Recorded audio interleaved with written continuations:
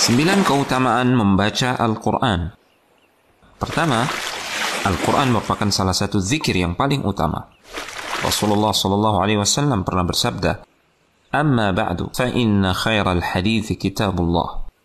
Amma ba'du, sesungguhnya sebaik-baik ucapan adalah kitabullah. Hadis riwayat Muslim.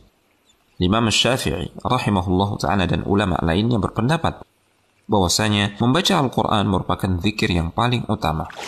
Kedua, Al-Quran akan memberikan syafaat kepada pembacanya. Rasulullah SAW pernah bersabda, "Iqra'ul Qur'ana fa innahu ya'ti yawmal qiyamati syafi'an li ashabihi." Bacalah Al-Quran karena ia akan datang pada hari kiamat memberikan syafaat kepada pembacanya. Hadis riwayat Muslim. Ketiga, membaca satu huruf Al-Quran akan memperoleh 10 kebaikan. Rasulullah SAW pernah bersabda, "Man qara'a harfan min kitabillahi falahu bihi hasanatun wal hasanatu bi'ashri amthaliha. La aqulu alif lam mim harfun, walakin alifun harfun, wa lamun harfun, wa mimun harf." Barang siapa yang membaca satu huruf dari kitabullah, maka ia akan mendapatkan satu kebaikan dengan huruf itu. Dan satu kebaikan akan dilipat gandakan menjadi 10. Aku tidaklah mengatakan alif lam mim itu satu huruf, melainkan alif satu huruf, lam satu huruf, dan mim satu huruf. Hadis riwayat At-Tirmidzi. Keempat, orang yang mahir membaca Al-Quran akan bersama para malaikat.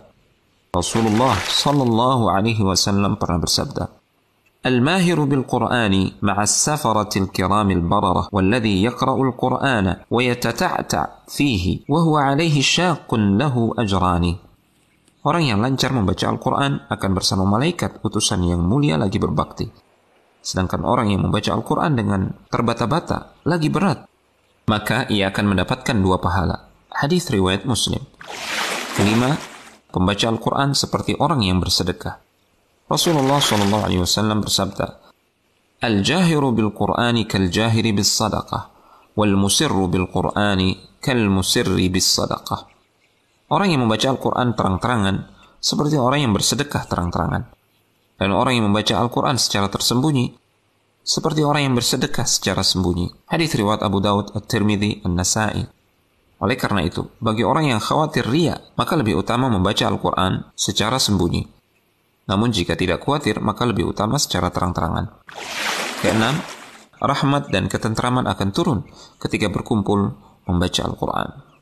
Rasulullah SAW bersabda, "Majtama'a qaumun fi baitin min buyutillah yatluna kitab Allah wa yatadarasunahu bainahum illa nazalat 'alaihimus sakinah wa ghashiyatuhumur rahmah wa haffathumul malaikatu wa dzakarahumullahu fi man 'indah."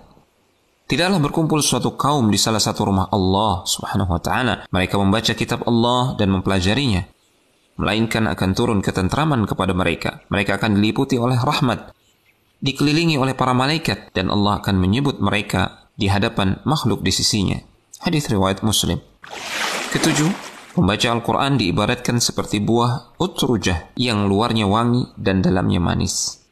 Rasulullah SAW bersabda, "Mathalul mu'mini alladhi yaqra'ul Qur'an kamathalil utrujah, rihuha tayyibun wa ta'amuha tayyib.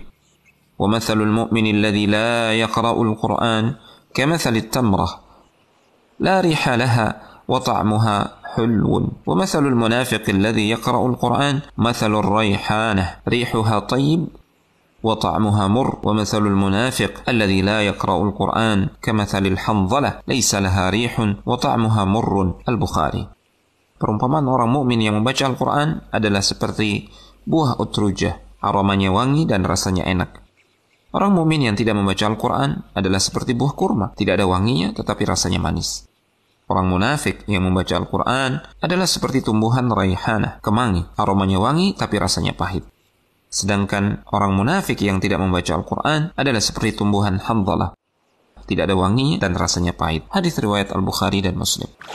Kedelapan, membaca 1 atau 2 ayat Al-Quran lebih baik daripada memperoleh 1 atau 2 ekor unta yang besar.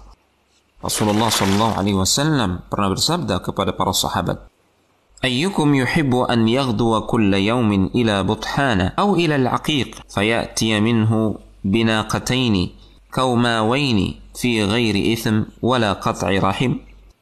فقلنا يا رسول الله صلى الله عليه وسلم نحب ذلك. قال أفلا يغدو أحدكم إلى المسجد فيعلم أو يقرأ آيتين من كتاب الله عز وجل خير له من ناقتين، وثلاث خير له من ثلاث، وأربع خير له من أربع، ومن أعدادهن من الإبل.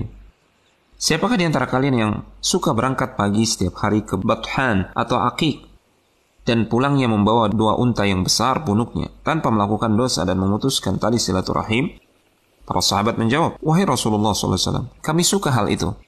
Beliau bersabda, tidak adakah salah seorang di antara kalian yang pergi ke masjid lalu ia belajar atau membaca 2 ayat Al-Quran yang sesungguhnya hal itu lebih baik daripada memperoleh 2 ekor unta, 3 ayat lebih baik daripada 3 ekor unta, dan 4 ayat lebih baik daripada 4 ekor unta.